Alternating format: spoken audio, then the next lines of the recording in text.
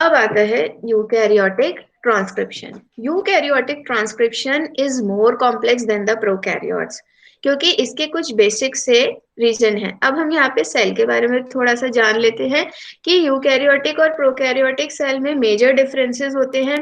Prokaryotic cell जो होती है एक यूनी कंपार्टमेंटल एक सेल है, मतलब उसमें कोई भी स्ट्रक्चर सेपरेट नहीं है। जैसे यूकैरियोटिक सेल में पर्टिकुलर रेस्पिरेशन के लिए माइटोकॉन्ड्रिया होता है, इसमें गोल्जी कॉम्प्लेक्स प्रेजेंट होता है, न्यूक्लियस होता है, क्लोरोप्लास्ट है फोटोसिंथेसिस के लिए।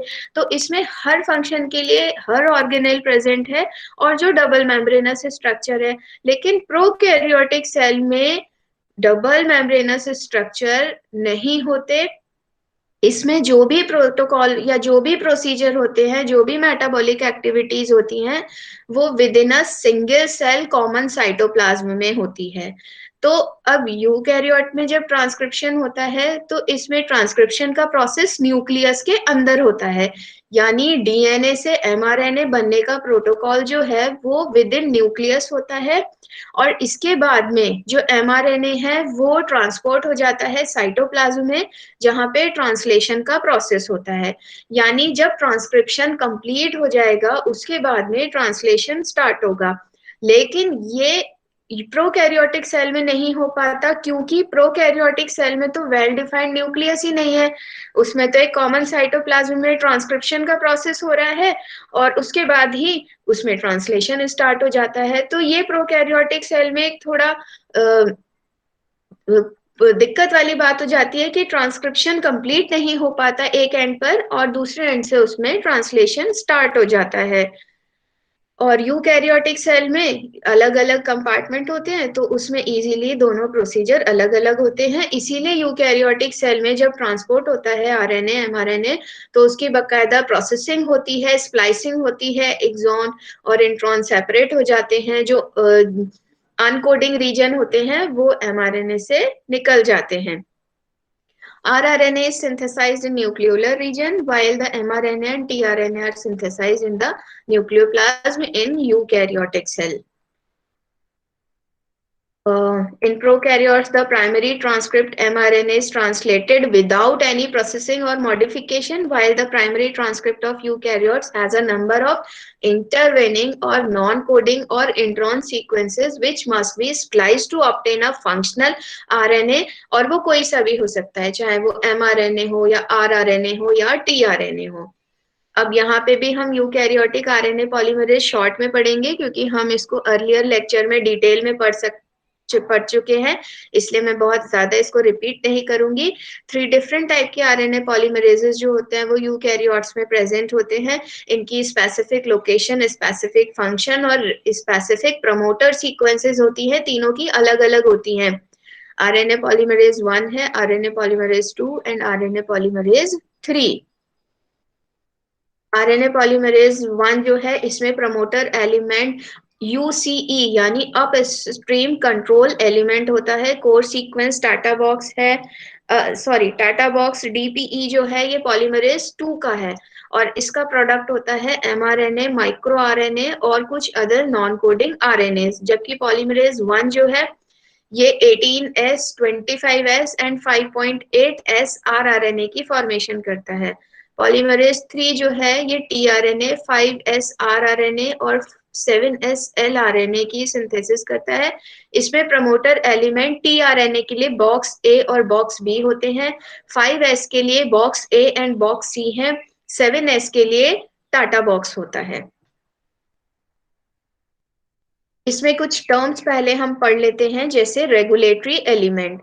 रेगुलेटरी एलिमेंट नाम से ही है कि ये रेगुलेशन करता है। प्रोटीन कोडिंग जीन में have a large assortment of DNA sequences involved in the regulation of that genes transcription. यानी रेगुलेटरी जो एलिमेंट होता है ये रेगुलेट करता है कि किस जीन का ट्रांसक्रिप्शन होना है। These DNA sequences are called regulatory elements। और regulatory element RNA initiation site के डाउनस्ट्रीम और अपस्ट्रीम दोनों पोजीशन में लोकेट हो सकती है। Each gene has a particular combination of positive regulatory element positive regulatory element का मतलब है जो ट्रांसक्रिप्शन को एक्टिवेट करता है, और इसमें नेगेटिव रेगुलेटरी एलिमेंट भी होते हैं। नेगेटिव का मतलब है जो ट्रांसक्रिप्शन को रिप्रेस करता है। तो दोनों पॉजिटिव और नेगेटिव रेगुलेटरी एलिमेंट्स प्रेजेंट होते हैं। These regulatory elements can bind specific transcription factors. अब ये जो ट्रांसक्रिप्शन फैक्टर्स होते हैं, इनकी रिक्वायरमेंट क्यों होती है? इनकी ये ट्रांसक्रिप्शन फैक्टर्स जो हैं स्पेसिफिक प्रोटीन्स हैं।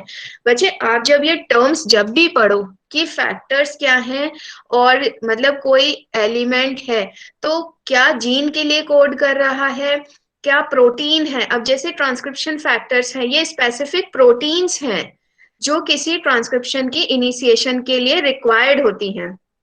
और रेगुलेटरी फैक्टर्स जो हैं, ये भी प्रोटीन्स हैं जो जीन के ट्रांसक्रिप्शन में एक्टिवेशन और रिप्रेशन में हेल्प करते हैं। तो हर टर्म को पढ़ना समझना बहुत जरूरी है, अदरवाइज आपको ट्रांसक्रिप्शन नहीं समझ में आएगा। बाय डेफिनेशन सिंपल सा है, the regulatory element adjacent to the transcription start site is the promoter. जो रेगुलेटरी एलिमेंट है ये ट्रांसक्रिप्शन स्टार्ट साइट के एडजेसेंट यानी पास में होते हैं और प्रमोटर होते हैं। नेक्स्ट है एनहांसर। एनहांसर का मतलब है किसी प्रोसेस को एनहांस करना, इंक्रीज करना।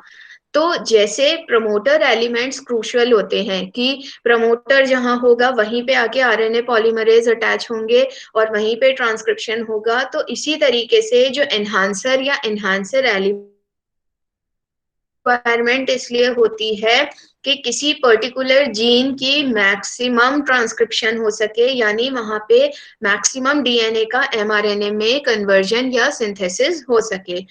Jeans enhancer help control transcription from the genes promoter. Enhancer जो होते हैं ये फंक्शन करते हैं ईदर ओरिएंटेशन यानी दोनों तरफ, यानी जीन्स के की तरफ फेस करते हुए भी हो सकते हैं, और ये बहुत लार्ज डिस्टेंस पर भी प्रेजेंट हो सकते हैं। कई बार 1000 बेस पेयर के बाद में होते हैं, लेकिन 1000 बेस पेयर के बाद में होने के बावजूद भी वो ट्रांसक्रिप्शन को एनहांस कर सकते हैं। जो एनिमल सेल्स होती हैं इनमें enhancer can activate genes when the enhancer are either upstream और downstream from the RNA initiation site. RNA initiation site से चाहे अपस्ट्रीम हो या डाउनस्ट्रीम हो, एनहांसर जीन्स को एक्टिवेट कर सकते हैं। लेकिन मोस्ट ऑफ द केसेस में जो एनहांसर होते हैं ये अपस्ट्रीम पोजीशन में प्रेजेंट होते हैं। Eukaryotic promoter often also possess element located at 100 or 200 base pair upstream which interact with proteins other than the RNA polymerase. इसमें 100 से 200 बेस पेयर अपस्ट्रीम में कुछ और एलिमेंट्स प्रेजेंट होते हैं जो आरएनए पॉलीमरेज के अलावा दूसरी प्रोटीन से भी इंटरैक्ट करते हैं।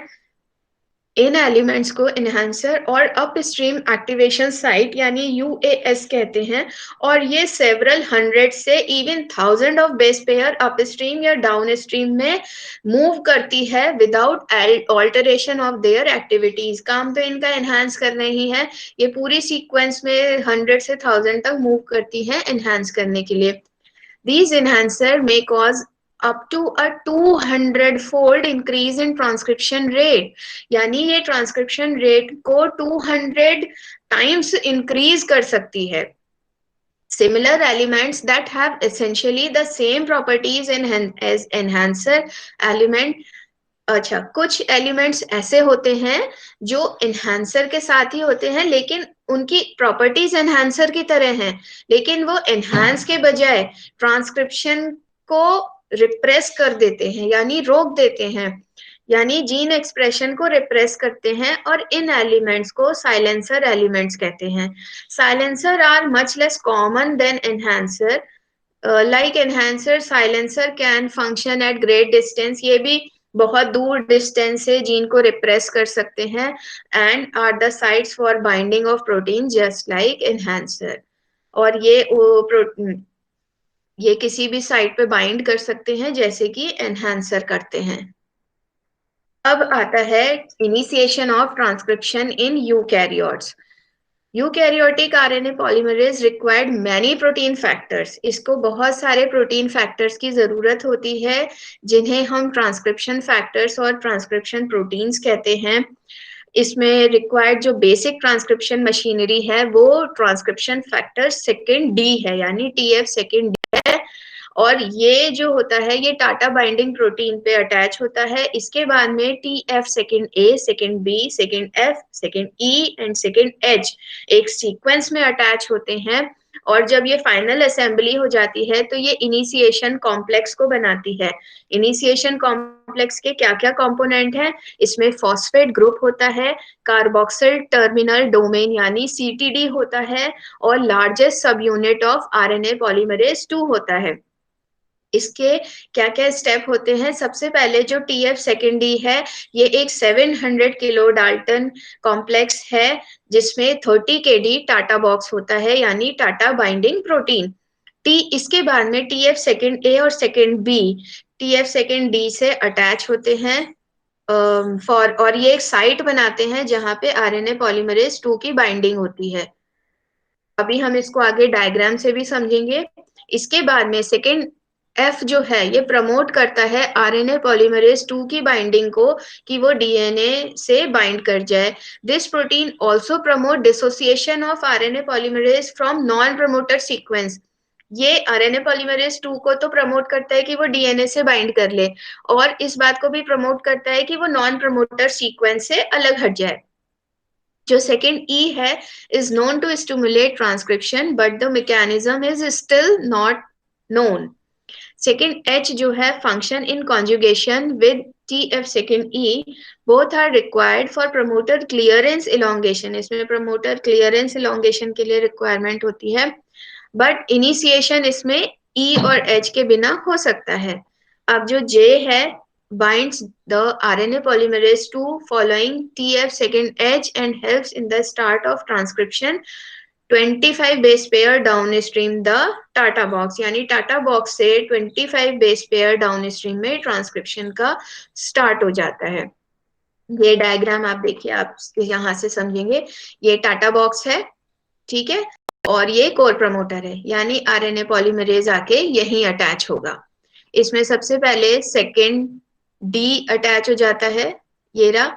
इसके बाद में ए और बी अटैच होता है, और इसके बाद में ये जो एफ है ये आरएनए पॉलीमरेज के साथ ही अटैच है, और ये पूरा इससे आके जुड़ जाता है। अब इसमें सेकेंड एच आके अटैच हो जाता है और ये प्री इनिशिएशन कॉम्प्लेक्स बनाता है। ये आपका प्री इनिशिएशन कॉम्प्लेक्स बन गया, ठीक है। अब इसमें आरएनए पॉलीमरेज जो होता है इसमें फॉस्फोराइलेशन होता है, ये आरएनए पॉलीमरेज अलग हो गया और ट्रांसक्रिप्शन स्टार्ट हो जाता है। नेक्स्ट है elongation. After transcription initiation, RNA polymerase forms a stable elongation complex with DNA and newly synthesized RNA.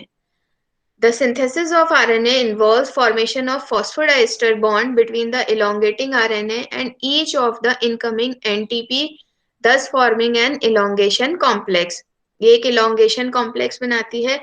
Eukaryotes में कुछ elongation factors की requirement होती है जो ट्रांसक्रिप्शन बबल में इन्वॉल्व होते हैं। इनमें टीएफ सेकेंड एस या S2, पीटीईएफ बी, एनईएलएफ, डीएसआईएफ सिस्टम होते हैं, ईएलएल, इलोंगिन, इलोंगेटर एंड फैक्ट, ये सारे इलोंगेशन फैक्टर के नाम हैं। RNA polymerase 2 adds ribonucleotide triphosphate, that is adenine, uracil, guanine, and cytosine to the complementary DNA strand till the termination site. RNA polymerase 2 जो है वो ribonucleotide triphosphate को ऐड करता जाता है सीक्वेंस में जब तक कि टर्मिनेशन नहीं होता। टर्मिनेशन जो यूकैरियोट्स का है बहुत ही इतना इम्पोर्टेंट इसलिए नहीं होता क्योंकि प्रोकैरियोट्स में तो टर्मिनेशन पूरी तरीके से होना चाहिए, नहीं तो फिर ट्रांसलेशन कैसे स्टार्ट होगा। लेकिन यहाँ पे इसलिए लेस इम्पोर्टेंट है क्योंकि अब इस टर्मिनेशन के बाद में mRNA की बकायदा स्प्लाइसिंग प्रोसेसिंग होती है और उसमें से जो अनकोडिंग रीजन होते हैं वो सेपरेट हो जाते हैं, और जो टर्मिनेशन होता है इसमें वो रो इंडिपेंडेंट मेथड से होता है। इसमें कुछ और टर्म्स हैं जैसे रिप्रेसर। अब रिप्रेसर क्या होता है? ये एक डीएनए और आरएनए बाइंडिंग प्रोटीन है जो इनहिबिट करती है the expression of one or more gene by binding to the operator or associated silencer। यानी ये रिप्रेस कर देता है कि कोई प्रोटीन या कोई पर्टिकुलर जीन अपना function. A DNA binding repressor block the attachment of RNA polymerase to the promoter। जो डीएनए बाइंडिंग रिप्रेसर है वो आरएनए पॉलीमरेज को प्रमोटर से अटैच नहीं होने दे पाता। जब तक आरएनए पॉलीमरेज अटैच नहीं होगा वो ट्रांसक्रिप्शन वहां पे स्टार्ट नहीं होता। और जो आरएनए बाइंडिंग रिप्रेसर है वो एमआरएनए से बाइंड कर जाता है और यह ट्रांसलेशन नहीं होने देता कि अब एमआरएनए से प्रोटीन में कन्वर्जन हो। तो ये दो अलग अलग रिप्रेसर हैं, एक तो डीएनए बाइंडिंग रिप्रेसर है और आरएनए बाइंडिंग रिप्रेसर है। और जब किसी जीन का एक्सप्रेशन रिड्यूस हो जाता है, रुक जाता है या ब्लॉक हो जाता है तो उसे हम रिप्रेशन कहते हैं। If an inducer, a molecule that initiate the gene expression is present, then it can interact with the repressor protein and detach it from the operator। Inducer है वो इसके फंक्शन को रोक सकता है क्योंकि वो जाके रिप्रेसर से अटैच हो जाता है और उसको ऑपरेटर से हटा देता है और जीन एक्सप्रेशन आपका स्टार्ट हो जाता है। RNA polymerase that can transcribe the message, यानी कि ये एक्सप्रेशन को होने देता है। A corepressor is a molecule that can bind to the repressor and make it bind to the operator tightly which decrease transcription. अब को repressor क्या होता है? को रिप्रेसर जो है ये रिप्रेसर से बाइंड करता है और ये रिप्रेसर को टाइटली ऑपरेटर साइट पर पकड़ के रखता है जिससे कि ट्रांसक्रिप्शन रेट डिक्रीज हो जाए। तो को रिप्रेसर जो है वो रिप्रेसर को हेल्प करता है। Repressor that binds with a को रिप्रेसर इसको हम एपो रिप्रेसर और इनएक्टिव रिप्रेसर भी कहते हैं। इसका एग्जाम्पल है टीआरपी रिप्रेसर जो एक मेटाबॉलिक प्रोटीन है बैक्टीरिया में। जो रिप्रेसर्स होते हैं ये कॉमनली प्रोकैरियोट्स में प्रेजेंट होते हैं, यूकैरियोट्स में बहुत रेयर होते हैं। ठीक है। This contrast prokaryotic repressor which can also alter DNA और आरएनए स्ट्रक्चर को ये ऑल्टर कर सकते हैं। इसमें साइलेंसर्स भी प्रेजेंट होते हैं जैसा अभी हमने बात की थी। और साइलेंसर जो होते हैं ये अपस्ट्रीम और डाउन स्ट्रीम दोनों लोकेशन में हो सकते हैं। Repressor can also have two binding site. इसमें दो बाइंडिंग साइट होती है, one for the silencer region and one for the promoter. Next term आती है मीडिएटर और को एक्टिवेटर। मीडिएटर का मतलब कोई बीच का कॉम्प्लेक्स। तो मीडिएटर जो है मल्टी प्रोटीन कॉम्प्लेक्स है that function as a transcriptional coactivator in all eukaryotes. ये सभी यूकैरियोट्स में को एक्टिवेटर की तरह काम करता है। इसको सबसे पहले 1990 में आर.डी. कॉर्नबर्ग ने डिस्कवर किया था जिनको 2006 में केमिस्ट्री का नोबेल प्राइज भी मिला था। मीडिएटर कॉम्प्लेक्सेस जो होते हैं ये ट्रांसक्रिप्शन फैक्टर्स और आरएनए पॉलीमरेज 2 से इंटरैक्ट करते हैं। इसका जो मेन फंक्शन है वो ये है कि ये सिग्नल्स को ट्रांसमिट करता है from transcription factor to polymerase, क्योंकि ट्रांसक्रिप्शन फैक्टर और पॉलीमरेज जो है वो यूकैरियोट्स में ही कॉमनली एक साथ काम करते हैं, तो ये इनके बीच के सिग्नल्स को ट्रांसमिट करता है। और इसकी रिक्वायरमेंट पॉजिटिव साइड की तरफ होती है कि ये जो इसकी रिक्वायरमेंट होगी तो उतना ही सक्सेसफुल ट्रांसक्रिप्शन होगा, क्योंकि जब ट्रांसक्रिप्शन फैक्टर्स और पॉलीमरेज के बीच में आरएनए पॉलीमरेज के बीच में अच्छा कोऑर्डिनेशन होगा तभी वहां पे ट्रांसक्रिप्शन सक्सेसफुल होगा। Have been shown to make contacts with the polymerase in the transcription pre-initiation complex. After binding, जब ये बाइंड कर जाता है जो the enhancer and core promoter the mediator complex undergo a compositional change in which the kinase module dissociate from the complex to allow association। इसके function के बाद में जो आरएनए पॉलीमरेज 2 है और ट्रांसक्रिप्शनल एक्टिवेशन है उसके बीच में एक एसोसिएशन एस्टैब्लिश हो जाता है। और जो मीडिएटर कॉम्प्लेक्स होता है ये सेल न्यूक्लियस में प्रेजेंट होता है and it is required for the successful transcription. Nearly all classes 2 gene promoter in yeast. It works in the same manner in mammals.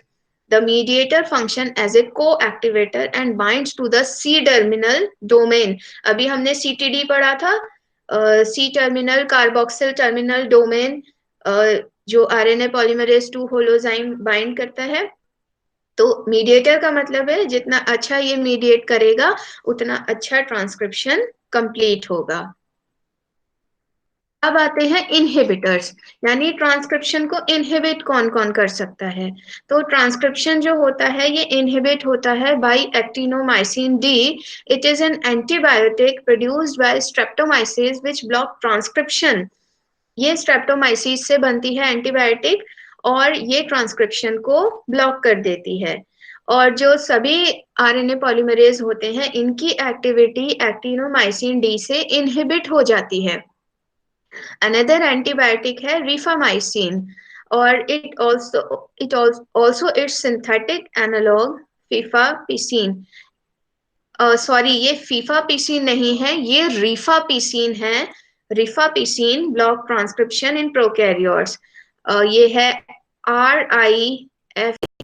रिफापिसिन blocks transcription in prokaryotes, पर ये eukaryotes में affect नहीं करती। These antibiotics block RNA chain, ये antibiotics RNA chain को block कर देती हैं। If RNA chain initiated elongation is unaffected by rifampicin, ये rifampicin है, ये spelling ये है। There is another antibiotic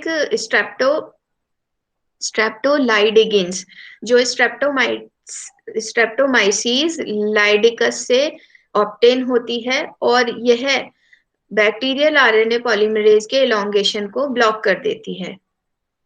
A widely used inhibitor of eukaryotic RNA polymerase is alpha aminitin भी है एक इनहिबिटर जो एक फंगस एमेनिटा फेलोइडेस से ऑब्टेन होता है। आरएनए पॉलीमरेज 1 जो है वो इस कंपाउंड के लिए इनसेंसिटिव है, अल्फा एमिनिटीन के लिए। वाइल पॉलीमरेज 2 जो होता है वो अगर इस अल्फा एमिनिटीन की बहुत कम कंसंट्रेशन भी उसको प्रोवाइड की जाए तो वो इनएक्टिव हो जाता है। RNA polymerase 3 is inhibited by alpha aminitin at high concentration. So these are some inhibitors like actinomycin D, um, alpha aminitin and rifampicin. ये सारी एंटीबायोटिक्स जो हैं ये ट्रांसक्रिप्शन को इनहिबिट करती हैं ईदर इन प्रोकैरियोट्स और यूकैरियोट्स।